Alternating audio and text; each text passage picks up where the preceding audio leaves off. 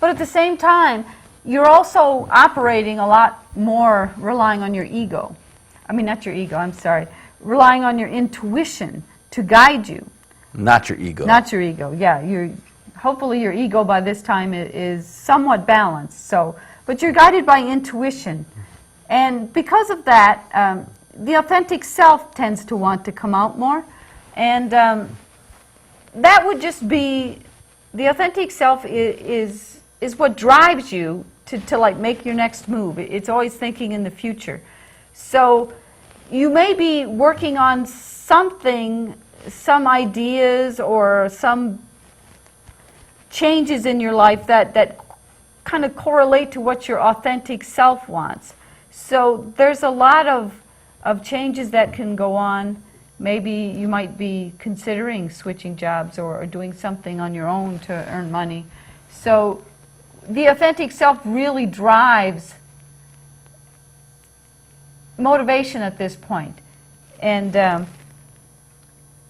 lot of times what can happen when you really step into your power is some of the people around you might start feeling a little uncomfortable being around you. So that's the steady state. You know, you have to learn that even though people might throw things at you because, not literally throw things at you, but comments, you know, you learn to stop taking things personally when people say things to you. Because you might be out there taking some chances that you've never taken before because you are different. And when you're driven by your authentic self, you're kind of saying, well, okay. And stepping out into your authentic self is basically stepping out into your own empowerment, being that person that you always wanted to be. And once you have been there and have experienced that empowerment within yourself, you're not wanting to go back. I mean, it's a whole different experience that you're going to have when you do step out into your own empowerment and be that person that you've always wanted to be your authentic self. Because you may find out that, hey, I really like myself the way I am now. You know, Well, we suppress ourselves because of, we act different amongst different people. We act differently with our spouses. We act differently with our coworkers. We act different in different social events. However, the events that are before us, we adjust. But if we acted the way we were meant to act, meant to be within our authentic selves, to be our authentic selves, we wouldn't have to have that facade to us. And you may stop carrying around, you may stop acting out that facade. So you may just say, hey, this is me. If you don't like it, too bad. I'm going to be my authentic self because you know what? I like myself now. And that's all about stopping and caring. Stop caring about what other people think about you. It's not. Don't get me wrong. It's not a calling card or a permission slip to go out and act like an idiot. But you know, we all act certain ways, however our personality deems it. But a lot of times we're taken back by what other people say about us, or criticism that people might give you because you are acting different, you are taking chances. So, you know, it's not that they're intimidated by you, but they're intimidated because it's like, wow, you're doing this, and I'm afraid for you. So I need to tell you this to stop you, because I'm afraid you're going to make a big mistake in your life. I mean, that's the first thing they do is they shoot negativity at you. Or are they afraid that they might, in fact, pick up on what you're doing, and it would be something that they ultimately want to do, but are too afraid, if you will, to step out and be their authentic selves. So that's why during this phase, when you've learned to look at somebody from a soul level, you have a greater understanding of maybe where they're coming from. If they're still coming from a place of fear and they're saying something to you to discourage you or to make you, to want to stop you from progressing. And Like family? well, anybody. It can be anybody. I mean, you know, it could be a stranger on the street for all that matters. But they're coming, if they're coming from a place of fear, then by the time you're at this particular level, you've learned to kind of read that. Your intuition kicks in. Yeah, and you assess people kind of by how you look at their soul. Okay, I understand that they're afraid.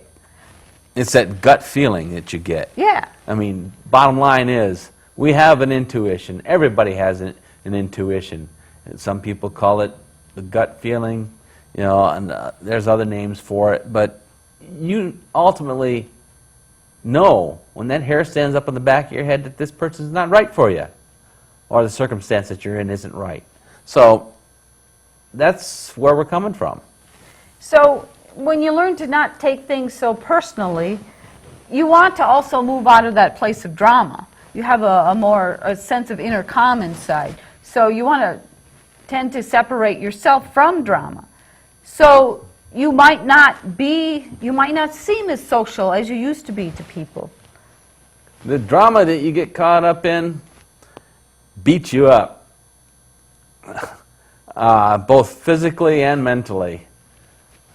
Probably more so mentally, but you got to consider one thing. Why is the drama there for you in the first place?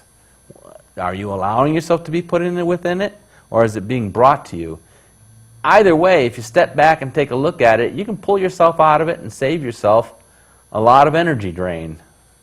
So once you've developed that sense of inner calm and you can start looking at people differently from a soul level, it just helps you to kind of bypass some of the drama in your life. So it's a state where you're maintaining that. You're learning how to deal with that. And another thing that can also happen during this time is you may have really developed some of your telepathic abilities.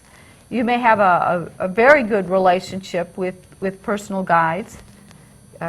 Some people by this time can actually feel very strong presence of other things like... you may call them entities, if you will, but we all have, at least in this level of belief, you believe that there's guides working with you.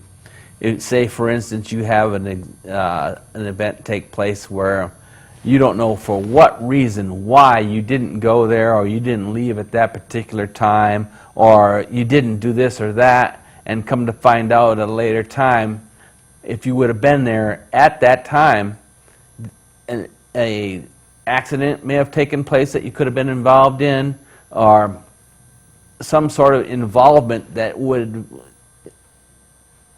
found you in it would have taken place. Yeah, so it's a time when your intuition is really strong, and because of that, you may be developing some special gifts. So you might learn how to read people.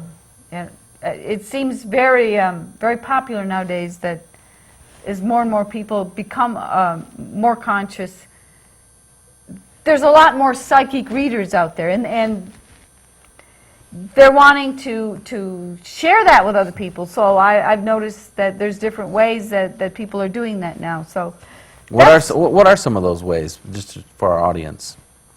Oh, I've seen like groups where they give readings to like the Yahoo groups and things like that. They're giving readings to people that are members of their group, free readings, just so they can keep their skills up and practice is one way I've heard it. So to probably close this subject, just to talk a little bit more about the authentic self. When you're really driven by your authentic self, you feel a need to do some things sometimes, and you might not really understand why you're doing them. And you want to express who you are. And we've noticed a lot of people are starting to want to express themselves, and they're using some of these social networking sites, such as one that we use a lot is MySpace. And there's some really wonderful creativity coming out of these sites where people are expressing themselves. I mean, it's not necessarily that they want this alter ego. They're letting people see what they are through their art. They're displaying their art. They're displaying their music on these MySpace and Facebook and things like that. So you're wanting to create more than you used to when you're driven by your authentic self, because really that's our purpose. We're here to create. We're here to evolve. We're here to create things. So Don't hold back. yeah, Let yourself be. And once you decide that you are going to let yourself be your authentic self, you will find, again, just to recap, you're not going to care what people say about you. You're not going to hold back on who you really are.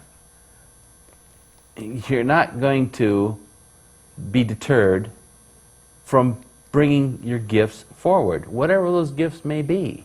just present them. Just do it. Just go with it. Because when you have that drive and passion and you don't go with it, it just starts a whole new set of problems. So Well, it can eat on you. You can always sit back and wonder, well, what if I did? Are you going to be that what if person?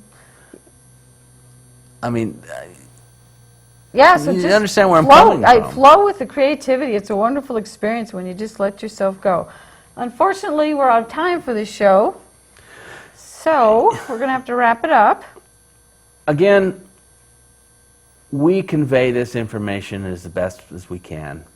And if we sound a little jerky here and there, it's because we're processing and we're trying to convey it in the simplest terms that we possibly can for your understanding. And again, you know, it is an authentic self coming through to you. Definitely. This is what we feel what we need to do here at Soul to Soul. Anyway, next week we're going to be discussing the phase 4 of a cosmic consciousness journey, serving the universe. All the archives are on our website. Thank you for viewing Soul to Soul. I've been your host, James LaValle, and Kathy LaValle. Thank you. Thanks for watching. Have a good day.